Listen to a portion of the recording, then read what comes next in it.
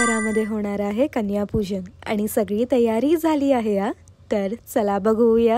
Hairband, काजळ, टिकली, मेहंदीचा कोन, water bottle, tiffin box आणि प्लेट घेतली आपण. टोटल 6 गोड गोड मुली आल्या आहेत आणि तुम्हाला माहितीये हे सगळे ना आपल्या इन्स्टा फॅम मधले आहे. मस्तपैकी घरामध्ये वेलकम केलं मम्मानी त्यांचं. सगळ्यांना लाईनीमध्ये असं बसवलंय. मग त्यांच्या हातावर पायावरती हळद कुंकू, बँगल्स, गुरुजी आले त्यांना आशीर्वाद द्यायला.